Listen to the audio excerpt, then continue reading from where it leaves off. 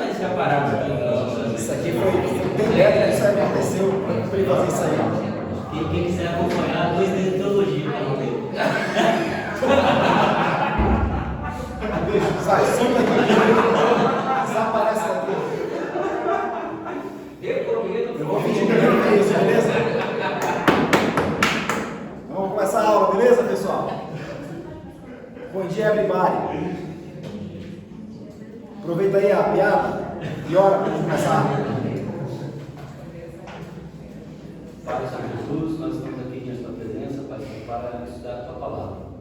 Nós queremos pedir para que o Espírito Santo fale no nosso coração e ilumine nossa mente, para que nós possamos compreender melhor o que nós temos falar. Deus, ilumina nosso coração, nossa mente, para o Pai entender aquilo que o nosso professor veio dizer, Pai. E para glorificar e exaltar o teu santo nome. Muito obrigado, em nome do Senhor Jesus Cristo. Amém.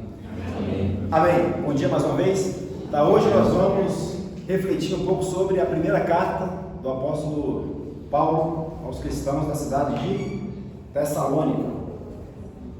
Beleza? Mas antes, Dudu, eu preciso definir alguns conceitos aqui para a gente poder começar a brincadeira. Tá, imagine que isso aqui, ó, a definição de cultura vai ser o que eu vou colocar aqui agora, beleza? Quando a gente fala de cultura, a gente está falando de relação, não, letra zoada, beleza? Relação com Deus, não li, beleza? Coloquei aqui do outro lado. Relação com o próximo. E aí a gente fala da relação com a criação.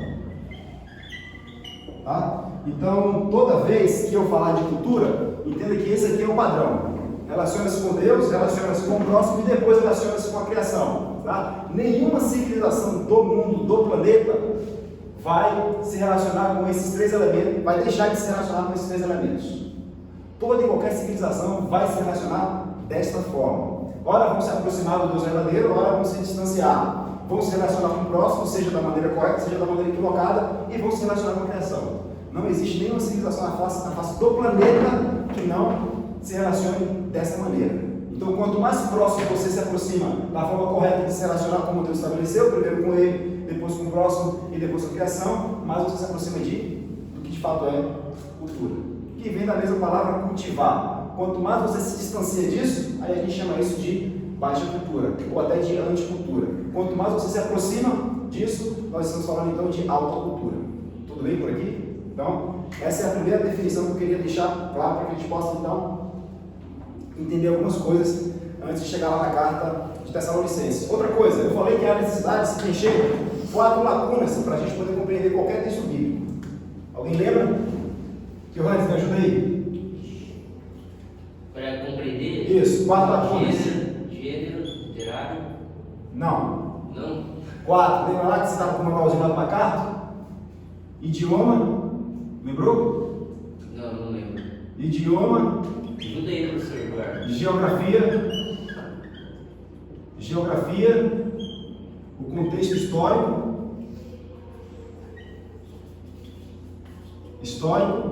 E o 4, cultura. E aí, cultura, vocês vão olhar para cá. Beleza? Aqui eu quero tirar esse idioma aqui, ó, colocar literatura, que aí vai entrar aquilo que eu falei que você disse aí, ó, literatura. Porque quando nós falamos de literatura, principalmente no mundo antigo, no período bíblico, nós estamos falando de tudo, de regra gramatical, de poesias, a gente está falando de tudo isso, tá? Então não é só idioma, inclusive os idiomas também. Então, corto aqui, tiro aqui o idioma e coloco literatura, que já abrange tanto as línguas, as regras, a literatura, as poesias, os teatros, enfim, tudo isso. Beleza? E a gente precisa saber outra coisa também, que dentro da filosofia grega, principalmente o pensamento grego, ele vai se dividir em 2 momentos. O primeiro momento é aquele em que eles irão analisar o quê? O cosmos, a physis. O segundo momento, eles irão analisar a parte imaterial. Tá? Então, quando nós falarmos ali do século 8, do século 9, até o século 4, 5 ali, 3 antes de Cristo, a gente está falando de filósofos da física que se preocupavam com a estrutura do cosmos, né? Qual é o arqueio, qual é o princípio que que fundamenta toda a existência do universo e qual o princípio que ordena tudo isso. Eles se preocupavam com isso. Aí você vai ter Pitágoras falando que são os números, você vai ter Heráclito que é o devir, você vai ter o Parmênides falando do ser e do não ser, enfim, você vai ter vários ali tratando dessa questão. Quando nós chegamos então em Sócrates, esses são chamados de pré-socráticos, quando nós chegamos em Sócrates, aí você vai estar se perguntando o que isso tem a ver com a carta do apóstolo Paulo, né? Tem tudo a ver, você já entendeu por que tem tudo a ver. Quando nós chegamos então em Sócrates, ele vai passar a se preocupar com a parte imaterial do homem, que é com a alma. E ele vai começar a desenvolver os conceitos da imortalidade da alma, de que a alma é imortal, ela não morre. Beleza? Então esse é um ponto muito importante. Tanto que no livro que Platão escreve, um diálogo chamado Fédon, Fédon começa a trazer as conversas que eles tiveram com Sócrates momentos antes de ser condenado à morte, de tomar o veneno. Sócrates começa a desenvolver a importância da imortalidade da alma, ou seja, ele está prestes a morrer e está preocupado com a alma, né? Dizendo que a verdade que está dentro dele não pode se resumir às coisas materiais. E, de certa forma, ele tem razão, mas há um problema também nisso aqui, porque para eles, a ideia, para o grego principalmente, a matéria é o quê? Ruim.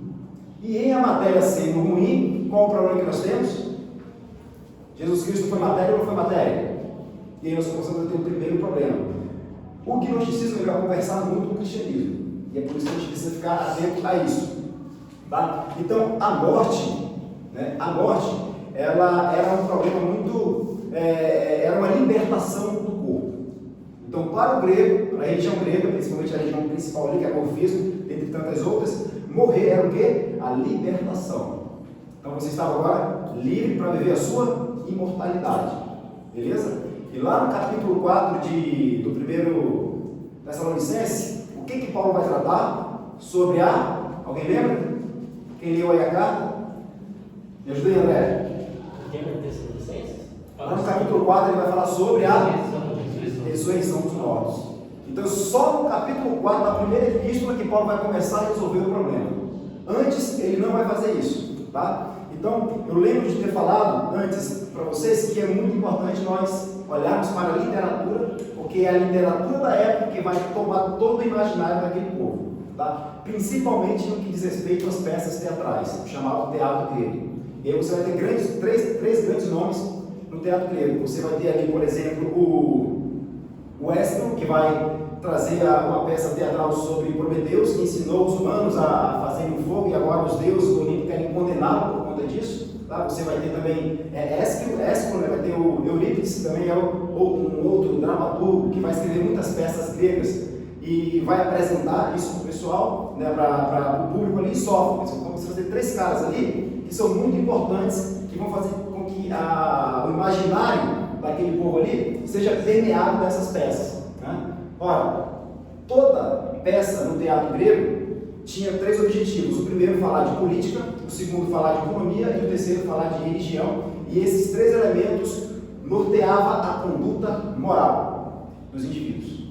Então, a partir daí, se norteava a conduta moral. Lembra que falei para vocês, quando nós estudamos a carta de Efésios, que Paulo estava tratando de alguns problemas muito sérios, e que o comportamento daquele povo era em função dos deuses que eles cultuavam? Falei, inclusive, do Dionísio, né, do deus Dionísio, que era o deus cultuado em relações sexuais dentro do templo, junto com Artemis, né, e de onde vem também o deus Baco, né, de onde vem a palavra bacanal. Então, os cristãos estavam se comportando, por isso que o apóstolo Paulo vai fazer aquela comparação: vocês são como cadáveres, por conta da imoralidade na qual eles estavam antes de terem sido convertidos pelo Evangelho. Tá? E não é diferente aqui em Tessalônica. No entanto, todas as epístolas do Novo Testamento, o que você vai perceber? Que Paulo vai sempre trazer uma saudação, depois ele vai falar da igreja, da importância que ele tem, da relação dele com a igreja. Quando ele fala da igreja, tenho saudade de vocês. Outras epístolas, ele vai começar a tratar do problema logo cedo. Então ele vai começar a resolver o problema que a igreja tem logo cedo. Você vai ver isso na própria epístola de Efésios, você vai ver isso na epístola de Corinto. Por quê? Porque o problema era muito grande. Então nós estamos falando de uma cidade na época de Jesus Cristo, com 200 mil habitantes aproximadamente, e uma cidade portuária, uma cidade que era também o quê? Politeísta. Uma cidade que recebeu esse nome graças à conquista de Filipe II, né, que deu esse nome à cidade por conta da meia-irmã de Alexandre o Grande. Então o nome das cidades era dado sempre, ou colocava-se na cidade de um conquistador, ou colocava-se o nome de alguma mulher, seja uma conquista amorosa, seja o nome de uma filha. Estou falando muito rápido de novo, né? Também com 30 minutos, meu amigo, tem que falar na velocidade desse meio, né, velho? Senão não vai dar tempo. Tudo bem até aqui? Alguma pergunta? Um detalhe interessante sobre por que também Paulo demora para entrar no problema é porque era uma igreja, mas se fosse nova, era uma igreja muito saudável. Então ele gasta bastante tempo elogiando a igreja. Era uma igreja com chifre, poucas, parece que semanas de plantação. Isso, esse é um dos pontos. Por que às vezes nas cartas o apóstolo Paulo demorava mais a entrar na solução do problema em si? Porque a igreja estava caminhando bem. Então ele falava da doutrina, falava da salvação, da saudação. Então era isso que ele tratava com os irmãos ali de Tessalônica no caso. Mas percebam que a literatura é tão importante porque é ela que vai permear todo o imaginário. Cada um de vocês aqui pensa sobre alguma coisa acerca da realidade. Agora, por que você pensa isso? Você consegue mapear a origem do teu pensamento? Vai estar onde? Nos livros. Ainda que vocês não tenham lido o livro, mas alguém falou para você alguma coisa que aprendeu de alguém, que alguém escreveu. Você acha, eu sou pressuposicionalista. O que é isso? Por que eu sou isso? Porque alguém escreveu. Eu sou realista. Porque alguém escreveu. Alguém escreveu. Olha, foi que Deus nos deu. O quê? Uma Bíblia. Rica em gênero literário, para a gente poder o quê? Ler. Então, a Bíblia, os escritos, a literatura, é muito importante para que nós possamos entender cada período da época. Quando nós passamos, então, para o primeiro século, a época dos gregos, o teatro era feito assim, se reunia uma praça qualquer e as peças eram apresentadas. E aquilo tomava de conta do imaginário, e as pessoas viviam conforme aquilo era ali ensinado. Quando chega-se, então, no período romano, já no Império Romano, quando as conquistas de Alexandre o Grande passam a ser as conquistas de Roma, Roma adota toda a filosofia grega e agora eles vão estatizar a parte teatral. Eles vão construir modelos de teatro. Os modelos que nós temos hoje de teatro são modelos romanos. Se você pegar o Coliseu, por exemplo, é uma das grandes obras de teatro do Império Romano. Então isso vai ser institucionalizado. E aí, tanto que Virgílio, que é um dos poetas gregos, é contratado pelo imperador para ele escrever toda um mito fundacional de Roma, que aí ele pega a mesma ideia de Homero e começa a trazer agora para os heróis romanos. Então perceba que a literatura ela vai sempre permear todo o nosso pensamento, todo o nosso imaginário.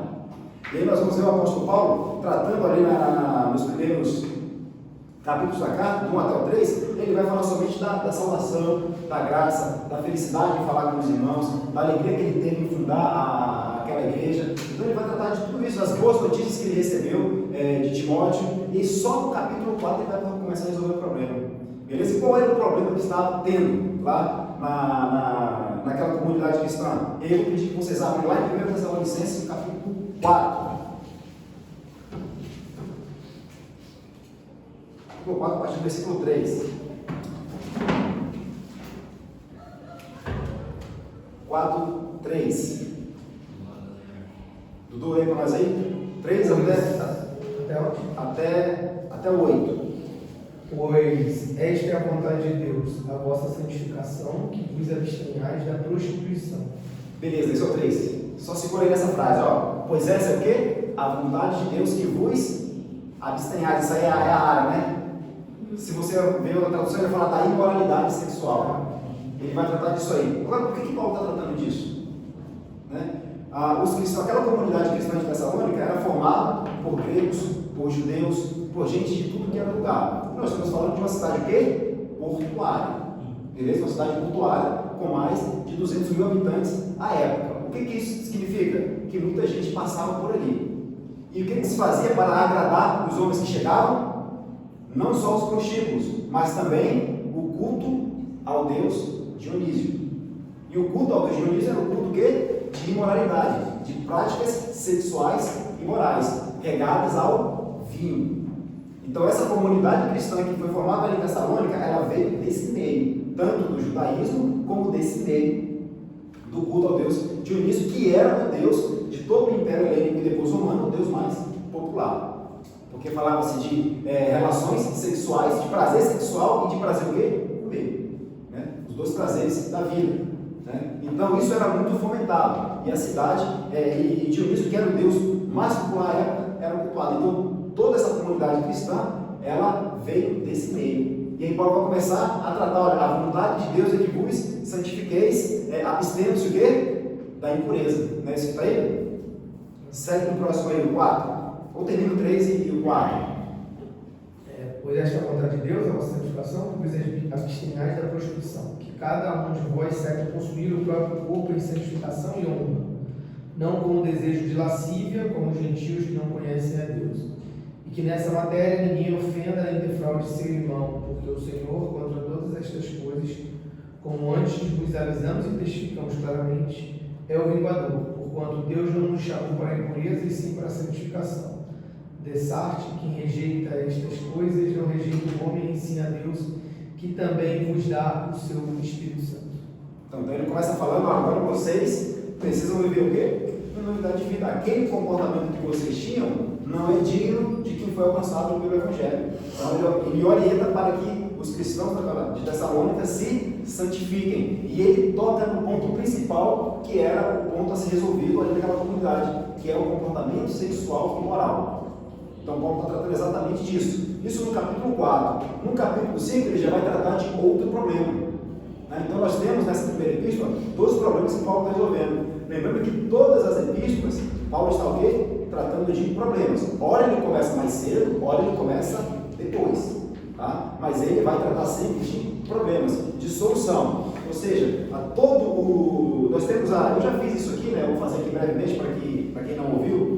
Toda a Bíblia ela vai falar sobre a pessoa e a obra de Jesus Cristo. Quando nós olhamos para todo o Antigo Testamento, né, chamado de Antigo Testamento, nós vemos Deus preparando o povo, escolhendo o povo pelo qual viria Jesus Cristo. Então nós temos uma preparação para a vinda de quem? De Jesus Cristo. Isso é o Antigo Testamento. Quando nós olhamos para o Evangelho, Mateus, Marcos, Lucas e João, o que nós temos ali agora é a manifestação do Cristo que é o quê? Prometido. Agora está manifestado.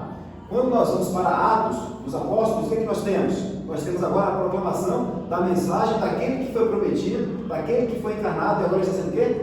Proclamado.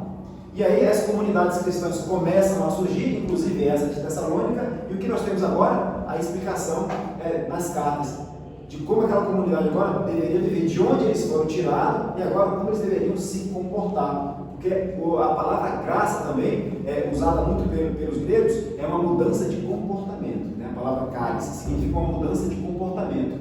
Não significa só que nós recebemos algo de graça porque nós não merecemos nada, não, é algo muito mais profundo do que isso. Significa também uma mudança de comportamento. Então Paulo vai começar a explicar. Primeiro ele vai fazer as viagens dele durante a pregação do Evangelho, as comunidades cristãs vão se formando e depois ele começa a ter o feedback de como aquelas comunidades estão indo doutrinariamente. Então ele passa a explicar o que é a obra de Cristo e o que ela provoca em nós. Então com Tessalônica não é diferente. E por fim a gente vai ter o livro de Apocalipse ali, que é a consumação de tudo. É uma síntese de toda a história da redenção desde Gênesis. É isso que a Apocalipse vai trazer, uma síntese de tudo, e depois ela vai crescer a parte final, que é o quê? A consumação, que é a segunda vinda de Cristo. Né? E aí no capítulo 5, e eu não separei os versículos aqui, então, não sei se o capítulo é longo, então a gente vai ler, até eu percebi um versículo que a gente vai tratar do problema e o papo, para a gente poder fazer a explicação. Começa aí, André, beleza? Por gentileza, lá no capítulo 5, que é o último capítulo dessa epístola.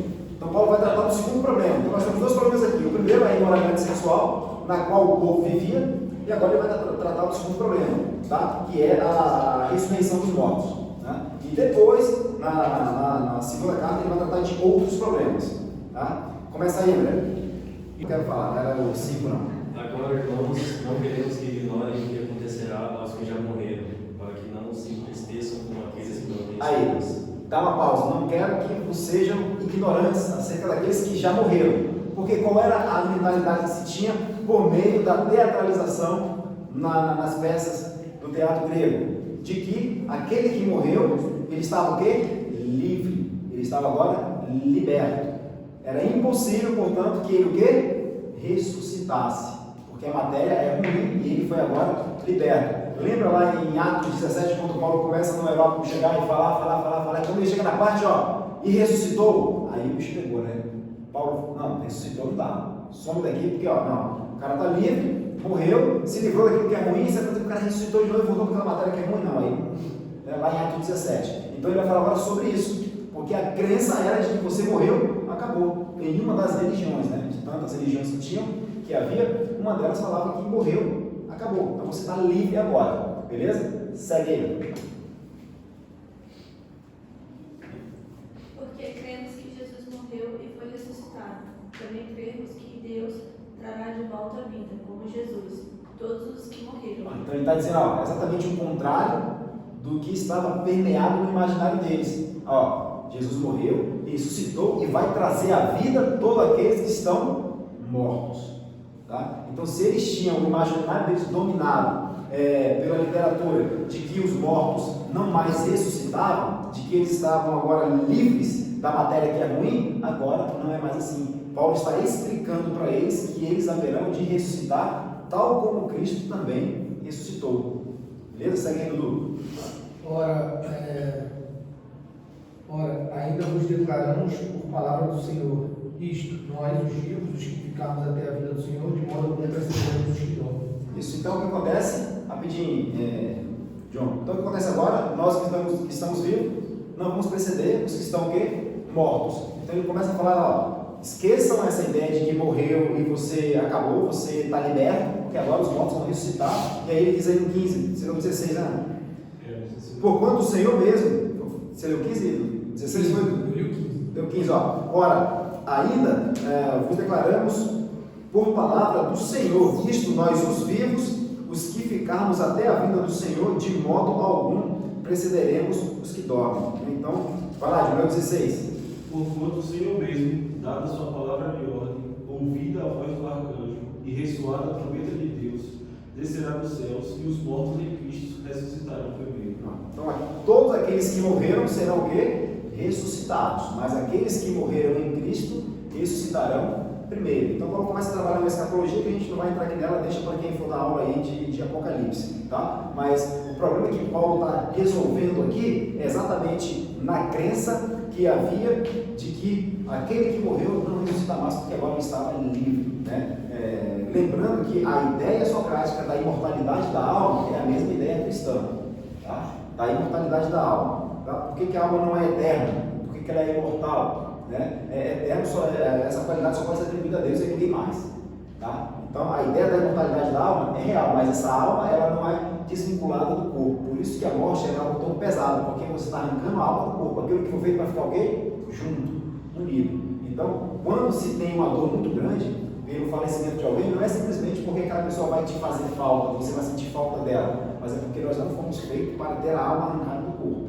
E nesse último dia, o que Deus vai fazer, por meio de Jesus Cristo? Pegar aquele corpo e juntar de novo a alma como ela tem que ser. E nós, os que morremos em Cristo, seremos ressuscitados primeiro, seremos glorificados, e assim como Jesus Cristo de carne e osso está lá à destra de Deus, nós estaremos também com Ele. E assim os que não foram salvos por meio da obra de Cristo, e também não tem muito bem para você ser salvo, esses também ressuscitarão e sofrerão a condenação, mas um corpo também de carne e osso. Tá? Então, essa ideia que a gente tem muitas igrejas, né, que eu vi um ou outro falando sobre isso, né, que nós precisamos nos preocupar com a alma, com as almas das pessoas. Não, é alma e corpo. Nós não fomos feitos para viver separados.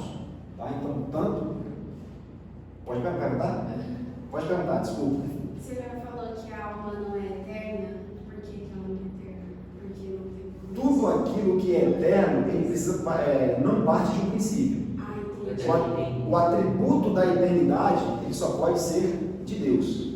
Se eu falar assim, eu sou eterno, não, porque eu tive como nós tivemos um começo. Em algum momento nós não existíamos, as nossas almas não existiam. E aí Deus foi lá, em algum momento foi lá e fez. Então, se nós tivemos no início, nós somos infinitos ou imortais, no caso da alma. O nosso corpo é mortal, porque ele vai repousar, vai morrer por isso. Tá bem? Desculpa aí, eu falo muito rápido, dando a oportunidade para me perguntar, né? Ah, também, velho. Você, ó, vai, lê, Elisa, é você ou é a Thalita? Eu acho que É o 16 ou o 17, né? Depois nós, os que ficarmos vivos, seremos arrebatados juntamente com eles nas nuvens o Senhor nos age, e assim estaremos sempre com o Senhor. Segue o último. Consolai-vos, pois, uns aos outros com essas palavras. Tá, não vou falar de arrebatação e explicar os textos aqui, porque não é esse aqui o objetivo. Depois, lá na frente, que eu vou falar de Apocalipse, trata disso aqui com mais detalhe para quem tiver curiosidade.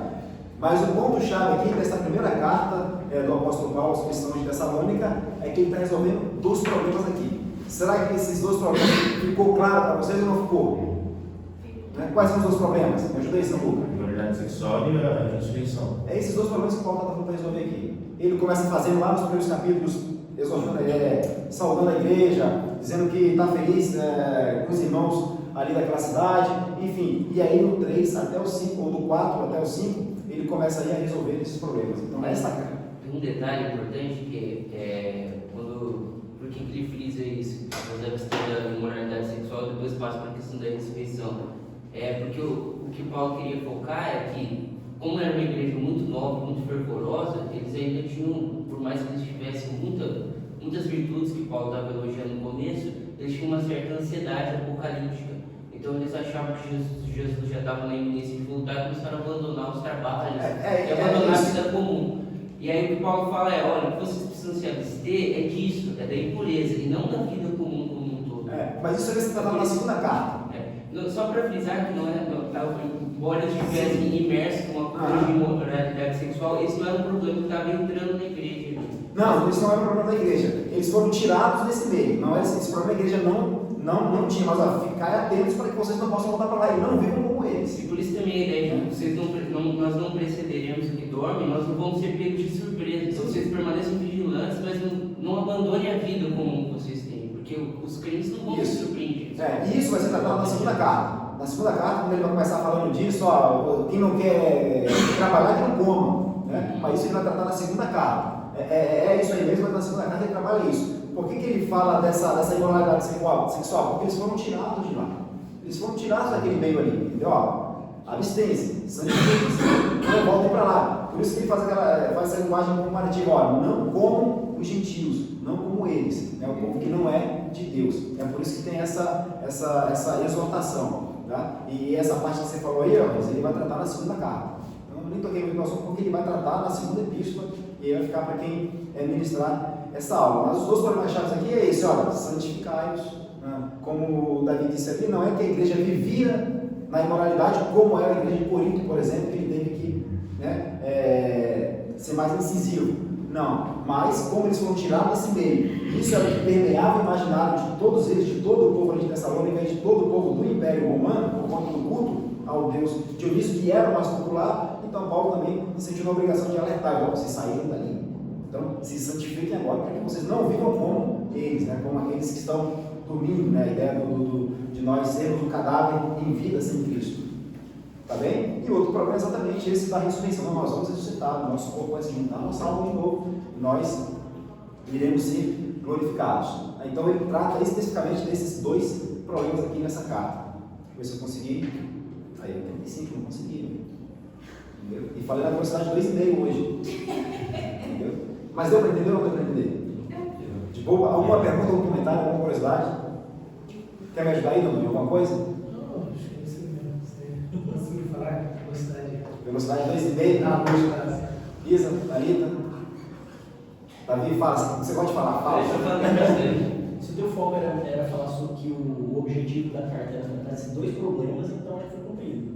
A ideia é o seguinte, essa estrutura aqui, de cultura, entendeu? Essa relação que Deus estabelece lá no Gênesis, em toda a criação vai ser assim, não existe, se alguém conseguir achar uma civilização no mundo, entendeu? Que viveu sem isso aqui, você está mentindo, beleza? Está mentindo porque não tem como. Todo ser humano vai cultuar com Deus. Todo ser humano vai se relacionar com alguém. E todo ser humano vai se relacionar com a criação. A maneira como ele faz isso é que vai dizer se ele se aproxima do que é cultura ou se ele se distancia do que é cultura. Tá? Então, quando você ouve o termo guerra cultural, às vezes as pessoas nem sabem que de fato é isso, Uma guerra cultural é quando você está lidando com esses elementos aqui, com essas esferas aqui da criação, de forma antagônica.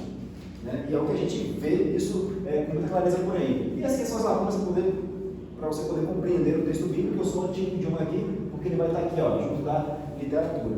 Beleza? E fica aqui como indicação também de leitura, um livro que eu já disse a vocês, eu não sei se eu mandei a foto para você, se eu mandei para o pastor Matheus, para alguém, eu acho que eu coloquei lá no grupo, que é a história da literatura de Otto Maria Carpo, em que ele faz uma análise de toda a literatura mundial, desde a Grécia Antiga, de Homero, até a literatura mais moderna. Beleza? Tudo bem? E para não passar batido, trouxe 3 livros aqui para a gente poder aumentar aí a nossa biblioteca. Cara, esse livro aqui, ó, um livro muito bom, pequenininho do Spru, tá? O Conhecimento das Escrituras, é um livro muito bom que vai trazer para você, ele vai traçar um raio-x do texto bíblico, né? Forma de você ler, de interpretar, de gênero literário. Então é um livro muito pequeno, mas é um livro muito rico sobre o conhecimento do texto bíblico. Esse aqui é um livro muito pequeno, mas é um livro muito difícil, beleza? Já antecipo de antemão, que é o C.S. Lewis, a abolição do homem, que ele vai falar que o próprio homem está se destruindo moralmente. Só que C.S. Lewis usa uma linguagem do início do século XX, uma linguagem britânica, que na hora de traduzir, quem traduziu, se não atentou para isso, para trazer uma linguagem que nós entendêssemos, vai ser uma linguagem mais rebuscada. É a mesma coisa que você pegar um livro do Machado de Assis, que o Machado de Assis escreveu, você não vai conseguir entender nada. Não é que você não sabe ler, você está acostumado com uma literatura do final do século XVIII, você não vai entender nada. Beleza? Esse aqui é um livro do qual eu tiro muita informação, que é a história das crenças e das ideias religiosas do mundo. Ele começa lá na Idade da Pedra, ele vem até as religiões mais modernas, divididas em 3 módulos. Né? Então, ele conta muito, boa parte aqui sobre o culto ao Deus Dionísio, né? Por que ele é o Deus mais popular, por que as pessoas cultuavam, né? E a ideia é exatamente essa, de que era um Deus, de que era um culto que proporcionava prazer ao ser humano, tanto no prazer sexual como na bebedice, na comida, então aquilo que o ser humano mais gosta. Então, por isso que ele era um dos deuses mais populares. Beleza? Tudo bem? Perguntas? Não? De boa? Só dos nossos visitantes de hoje. Nós temos. Não é mais visitante? Tem mais? Não, ela é. Não, você não é visitante mais não. Já te veio umas 3 vezes já. Qual é o teu nome? Lívia. Lívia, quem mais? Só. Mas eu não conheço os 2. Mas eu Eu também não, primeira vez. Não, o Ícaro dela eu esqueci também, cara. Camila. Eles têm vindo com frequência aqui. Tem vindo com frequência. Eu vou cortar, Thaís. Você agora, mas eu vou cortar. Às vezes eles ficam lá embaixo. Fica lá embaixo, né? Então sejam bem-vindos, tá? Seja bem-vinda a Lívia, tá? Seja bem-vinda, que Deus abençoe a todos vocês e voltem sempre. Tá bom? Se não tem perguntas, é porque não tem dúvidas. E se não tem dúvidas, tem o quê? Dívidas. Entendeu? Vivei de acordo com o Evangelho que nos alcançou. Beleza? Oremos. Isa, hora para a gente encerrar. Sim. Pai querido, Pai amado, nós te louvamos ao Pai, porque o Senhor é um Deus zeloso, um Deus redentor que nos salva de nós mesmos, e o Senhor te exorta, ao Pai, em todo momento a andarmos conforme as Escrituras. Que o Senhor nos confronte com a tua palavra, que foi pregada aqui hoje, e que nós possamos, ó Pai, a cada dia matar o nosso próprio eu, o nosso velho homem, para que Cristo viva em nós, ó Pai. Te louvamos, ó Pai, pelo dia de hoje, porque estamos aqui na tua casa, um lugar de adoração e de aprendizado, onde podemos estar com os nossos irmãos, ó Pai, e juntos poder adorar o Senhor. Que o nosso dia, ó Pai, seja para a tua honra, para a tua glória, e que logo mais à noite possamos estar aqui novamente para te cultuar, Senhor. Eu te peço isso e te agradeço em